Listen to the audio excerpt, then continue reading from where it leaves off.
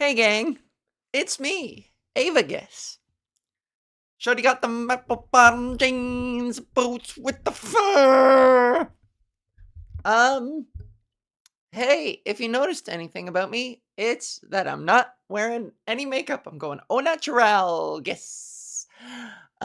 Because check it out. I've got this poncho here. I'm just schleppy as shit. Schleppkis. And the reason why is, in case you haven't, oh, my boobs are tender. Oh, in case you are wondering why you looked at the length of this thing, and boy, oh boy, was it short. Well, because I go on tour tomorrow, so this is a banked episode that I'm doing the night before I leave for the trip. I've you know me, and you know how I like to pull back the curtains and ruin the showbiz illusion. But I will be gone for the next 2 weeks, so I won't be able to record a podcast. So this is just an amuse bouche. And boy, oh boy, do I love saying those words. And it's my night off other than this. And I got pack. Look at this. Look at this suitcase. Big old suitcase that needs packing. And it takes me 1,000 hours to pack because I way overpack and I way over prepare, but then I still end up forgetting stuff. So is it over preparing if you still forget a million things? I don't know. But I am prepping for my trip, and there's a bunch of other stuff I need to do. So this is gonna be a quickie. This is gonna be a shorty. Shorty got them apple bottom jeans and the boots with the fur. Maybe I should pack my apple bottom jeans and the boots with the fur. What the fuck is an apple bottom jean? What is an apple bottom? Apple bottom jean. Show me. Oh, is it a brand? Oh, it's a brand. Oh, and it says on the back pockets it's the shape of an apple. It's the shape of an apple on the back on the bum. It says apple bottoms. Is there something special about apple bottoms? Are they like, I mean, these models, the photographs that they have here, I guess they're like low cut. Boy, oh boy, these models that they have look so beautiful in them. Look at all those butts. Now I'm distracted looking at all those butts. God damn, look at these butts. Oh no, the government knows I like butts. Oh no, the government knows I was looking at butts. There's another butt. That's a nice butt. Whenever whenever you hear like somebody describe their job to someone else, whenever somebody's like, I'm dating a model, and it's like, ooh, everybody goes, ooh. But then you can always joke, you'd be like, I'm dating a hand model, and everyone's like, yeah, you know? But I think the best kind of model is a jeans model. A female jeans model, they're the best models. Because you got like your typical runway models who are tall and pointy and sharp. They have sharp edges. Like if they bump elbows with you, you're gonna need stitches. That's because that's a 7-stitcher right there. If you bump into a supermodel's elbow in the bar, better have a first aid kit, some gauze, because you're gonna be bleeding all over the bar top. But then, that's why if somebody said, I'm dating a model, then I would say, what kind? And if they said a jeans model specifically for jeans, then I would be like, wow, they're probably real sexy. Real sexy in the behind. Maybe not in the face. you, you never see a jeans model's face. You're always looking at their ass. Like I'm looking at these pictures, not a lot of faces. I guess that's not important. So I guess that's a caveat that you would be like, I'm dating a jeans model, and you'd be like, nice. But then you would follow up that you'd be like, wait, wait, wait. What does their face look like? This feels like a Seinfeld episode, you know? What does her face look like? Eh, I didn't know. I totally forgot she even had a face until you mentioned it. But I make her walk into the room, but ass first. And whenever we go anywhere, I make her sit in front of me. That's mean. I'm being misogynistic. I'm being misogynistic. I didn't leave my misogyny behind when I transitioned. Whoops. What right do I have being misogynistic with an unmade up face like this? You are seeing me in my most au naturel form. Read 'em and weep. Soak it in, boys. I don't have much to talk about this week anyways. My mind is so focused on this tour. I am so excited to do this. I'm gonna miss home. I always miss home. I love my home, and I love the comforts of my home, and the conveniences of my home, and the routine, of course, of my home. I love my bed so dang much. I love my bed, and I love my TV, and I love my couch, and I love. Do you guys remember that meme? It was a long time ago. It was a viral video of some like I think like a 6-year-old girl like hyping herself up in her bathroom mirror. She's like standing on the sink and she's like, I love my mom and I love my dad and I love my hair and I love school. And she's like, and it's the cutest thing you ever did see.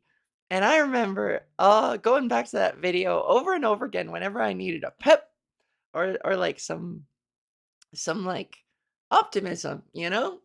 So that's how I feel right now looking around at my stuff. I'm gonna miss home. I am. I'm gonna miss my roommate and friend, one person, not two. I should clounce my ears tonight. Make sure that they're nice and clear. I should clounce. Because the last thing you need on the road is a plugged up ear. Ugh, that stinks. So what will I talk about before I leave? I've been doing a lot of press for this tour, and one of the things that keeps coming up, and I feel a little bit bad about it. Whoop. That kind of like filters, that light just filtered the thing. Made my skin look. It looks over filtered. I'm turning it off. No, that looks too red. I like it. Okay, we're keeping it. We switched it up. You can really see my skin. I got decent skin. It's the estrogen, don't you know? Estrogen clears up your skin. Sometimes people will touch, especially, I mean, it's a woman to woman thing, but women will touch my arm and go, oh, your skin is so soft. What's your secret? And I'm like, yo, I be popping them pills, bitch. I be throwing back that E. I'm scoffing down E pills. I've been scoffing down estradiol. So I'm doing a lot of press, and what keeps coming up is this, whether it's mostly implied, but strongly implied, an implication that Alberta is like, people kind of wince when they mention that I'm doing like Edmonton and Calgary, because there's a general feeling that Alberta is a transphobic province, and I'm taking some kind of a risk by going there to my own health and etc. And there's a part of me that feels unjustified and maybe a little bit mean and prejudiced. I wonder how much of that is a prejudice when I'm asked and respond in turn. I won't lie, like I also have responded like, poof, and I'm going to Alberta, so like, boy, I better be on my best behavior. I better watch out. And I wonder if that's unfair, especially because I'm doing like the show is branded as gay AF, and so like it's not it's going to only attract people who want to come see somebody like me perform. You know what I mean? It's as low risk as a trip to Alberta gets for somebody like me. I'm going to the two biggest cities, metropolitan cities, and doing comedy for a gay crowd. So like it'll be fine. You know? And so every time I've answered those questions at press stuff like Breakfast TV or whatever in interviews, whenever the subject of like, oh, you're doing Alberta, how's that gonna go? I feel a little bit bad for indulging that. Because we'll see. I feel like it'll all be fine. It'll be fine. But it's that kind of thinking that gets me into all kinds of naive trouble. I always get into so much trouble because I'm so naive. I can't help it. I just I just expect the best out of people. I just think all humans are good. And I take people at their word, and I think that everyone out there is going to be nice and good people. By the way, that was my best child accent. That is not, don't get it twisted. That is not race. I'm not being any race. I want to go back. I want to put that disclaimer after I'm trying to be a child. People. Oh, geez. I wasn't doing any kind of accent. I was being a kid. Uh, I'm trying to repair the corner of my mouth that is. I discovered, you know what? I think it was the lip chap I was using was making my lip crack even worse. Because some people warn you, they're like, hey, some lip chaps are made to like intentionally dry out your lips so that you need to keep applying it and buying more. And you run out of it faster and you buy more. And that is so, first of all, that is so exploitative and so conniving and just so, oh, that makes me so mad. That makes me so mad. What a shitty thing to do to people, you know? But Blistex is the way to go. Lip Medex for cracked and dry lips. But then some people said that even this one makes you need to keep applying it over and over again. God, everyone's just trying to get you. But Alberta is not. Haha, brought it back. Alberta will be A-okay. Everything's going to be fine. And if this is the very last PodGis that I ever do, because you find out that I got murdergized, that I got buried into the ground, I just disappeared, I don't know, then let this be a cautionary tale. But I think it'll be fine.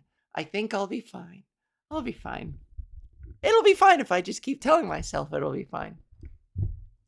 Hey, you know what also feels good? I made sure that I ate everything in my fridge. There's nothing left in my fridge that will expire while I'm gone. And I love that. I feel a sense of accomplishment.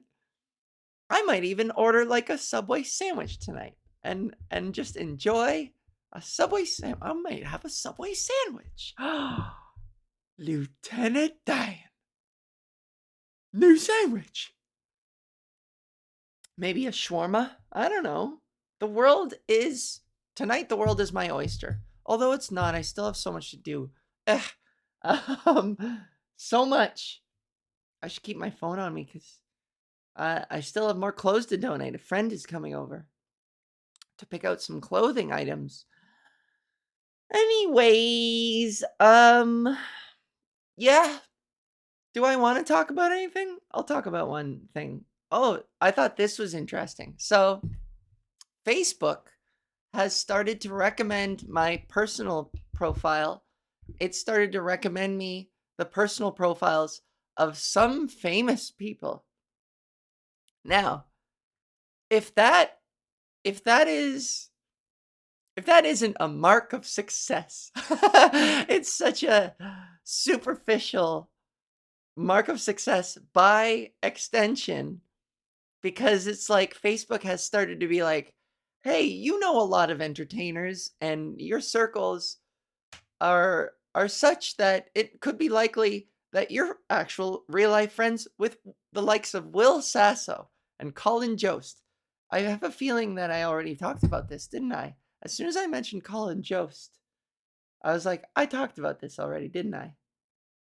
So maybe I did. So I'm gonna, okay, well, anyways, that's the point.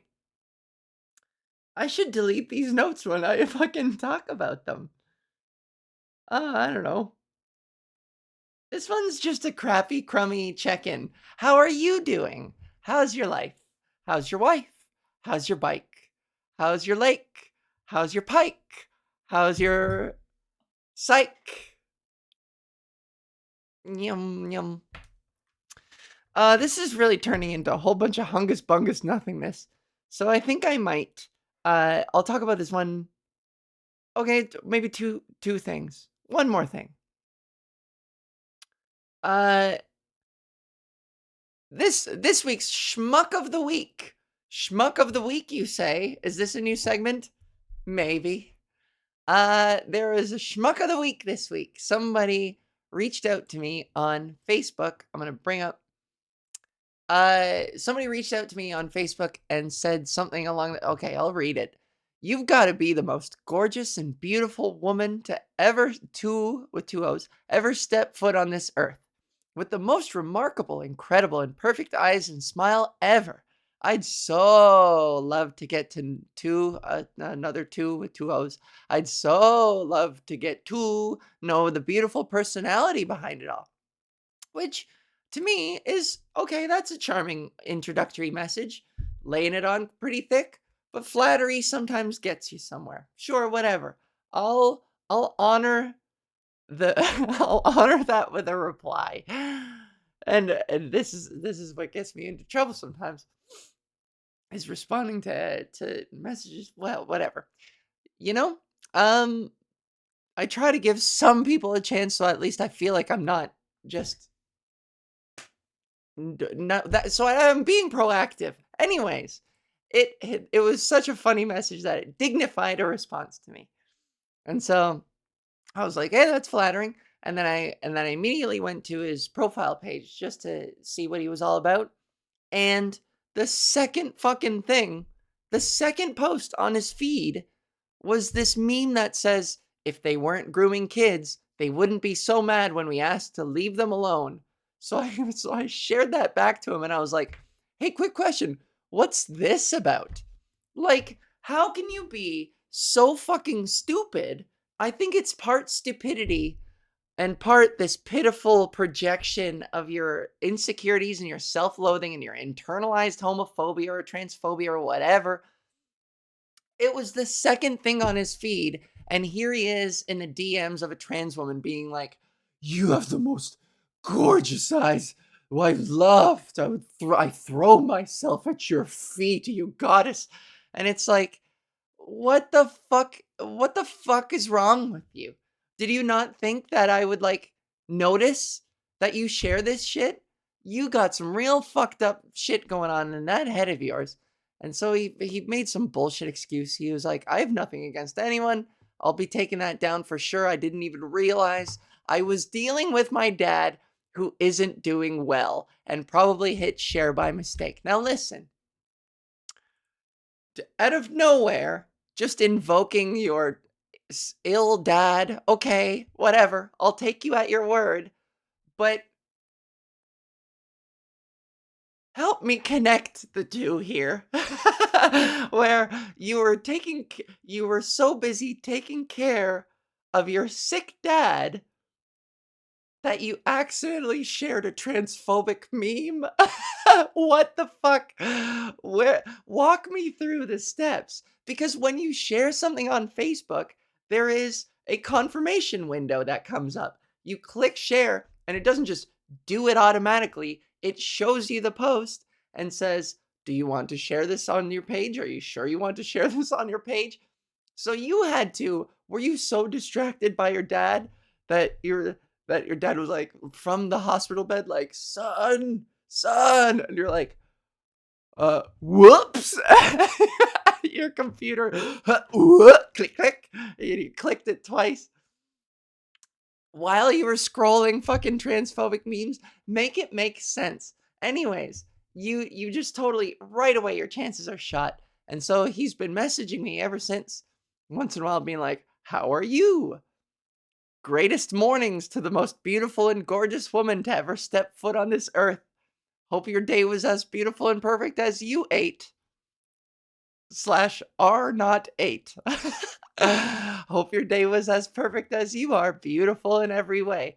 Guy, stop trying. I'm sorry. You fucked it. You fucked it so hard right out of the gate. And your dad may be sick. For that, you have my sympathies. But don't even. You fucked it. You pooched it. Sorry. Move on to the next most beautiful, perfect woman in the world because you fucked it. You fucked it. I think even if, let's take him at his word. Even if you were honest about that and you did mistakenly somehow click once to share and then click again to confirm, even if, let's just accept that as fact that that's what happened. It was an absent-minded, honest mistake. I'm sorry, man. Once I've associated that with you, there's no repairing your image to me. Like, even as a competent human being who never noticed that that was on your page, that that was getting interactions with people, like, none of it adds up. And even if it fucking did, like, sorry, that was your first impression and you fucked it. That was your first impression and you blew it. I can't just wipe the slate clean and be like, all right, it's okay. You accidentally accused someone like me. You accidentally accused me of being a predator, but it's cool. You called me beautiful. So, hi. Just name the date and time and I'll wear my skimpiest dress on this date. Fucking loser. Transphobes are so fucking stupid. Shorty got him apple bottom jeans and the boots with the fur. Transphobes are so fucking dumb. They are so dumb. Speaking of, J.K. Rowling is on a new tear. She flipped out about some bullshit. I don't know. I don't pay attention much to every time J.K. Rowling appears to be trending again, or if she shows up on my feed, I move on. I ignore it. There's a part of me that wonders that as a comedian, I should be more abreast of the trends and the popular and news and the popular goings on around the world, and I should be commenting actively on all this stuff to maintain relevancy to maintain relevancy, really. But man, at a certain level, you really got to continue to look out for yourself. And J.K. Rowling doesn't deserve any of my time.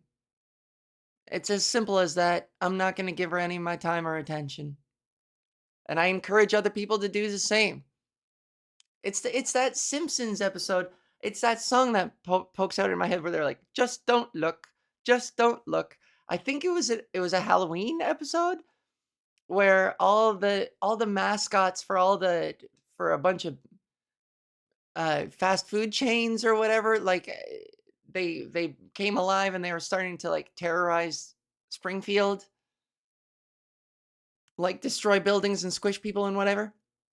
And I remember the climax of the episode, somebody gets on a stage and they play a guitar or something and they sing a song that's like, "Just don't look, just don't look." And everybody turns around and starts ignoring these things until I forget what happens. I think they do go away. I think it works. So attention is a commodity online, and attention is also power. I mean, if attention is a commodity online that that most of us are seeking, attention is power. If you have attention, you have power. And so naturally, the best way to take that power away from somebody is to ignore them. So ignore J.K. Rowling. Mute her account if you have to. Mute all mentions of J.K. Rowling. Just fucking ignore her. And you can accuse me of being willfully ignorant. I don't know. Fine. Go ahead. But like, there's nothing she's contributing that is neither useful nor helpful nor emotionally uh emotionally helpful. None of it is contributing positively to my experience, and my experience is one of peace, and um and that's it. I'm not fucking hurting anybody. And so if some lady wants to like get on her fucking megaphone and scream about what a terror I am, comparatively, when you stand us side by side and you compare our behaviors, who is the more fucking peaceful one? You know what I mean? So I'm just gonna ignore her until she goes away, and maybe she will never go away. But that's only gonna happen if we all continue to give her that commodity, that attention. Fuck J.K. Rowling, man. Fuck her. Anyways, and on that note, I will stop talking about her. And I believe that that should be the case with most transphobes. I feel like, maybe there is salvaging some people who would otherwise be radicalized by listening to these people. But so maybe I don't know. Maybe I'm wrong, and maybe engaging with them is a good way of preventing more people from being radicalized by somebody like Ben Shapiro and J.K. Rowling. But at a certain level, you're also dignifying the validity of their accusations by engaging with them. And some accusations are just so baseless that they don't deserve your time or your attention. And so, this fucking groomer bullshit and just being fucking called over and over again some kind of sexual predator of children is doesn't deserve a fucking response. Go fuck yourself. It's wild. Anyways, I think that's it. That's all I'm gonna do this week. I gotta get going. I got some shit I gotta do. I gotta pack. I am going on tour. The last edit of my special was sent to me. Hopefully I can check it out and send it back to them before I leave. So we are in the final stages. God damn it. It is taking so long, but we are getting there. We are getting there. My special will be coming out at some point in 2024. It will come out. Oh God, I just need this thing to fucking come out already. Anyways, yeah. So have a good week. I will be back on whenever I'm back. So go fuck yourself. That was mean and unnecessary. That didn't need to be a thing. Have a good night. Have a good time. Make sure if you live, oh, I guess this will come out on right before the Edmonton Calgary leg of my tour. So how apropos of me to be talking about Edmonton Calgary. So if you're watching past me, you're watching way in the past me talk about future me to me right now, which is present me, but you're watching past me reflect on future me, which will also be past you. So you're watching a past me reflect on another past me. Does that make sense? You're watching me reflect. You're watching a past me reflect on a future past me. And that will both be past me to you, and you're a future you to me right now, but you're present you to you. Why do I love doing that shit so much? It's so funny to me. It's so funny and dumb. Oh, I love it. Time travel. I hate time travel narratives in movies and TV shows. Usually to me, time travel is so easily plot armored. Like, right, it's a complicated thing, and therefore it's easy to be lazy sometimes in writing and just nonsensical. So I love goofing. I love playing a goof on time travel, but only on my own terms. Anyways, that's it for this week. Surely in next week for you, 2 weeks for me, I will have some stories from the road. I will have stuff to talk about. And so stick around until then. Make sure you keep following me. Make sure you like all my stuff. I'm going to try and post a little bit more because I realized that since I kind of fell off on posting regularly to TikTok and Instagram, my exposure, man, I'm getting like 500 views per. So it's just not, the algorithm isn't algorithming for me anymore.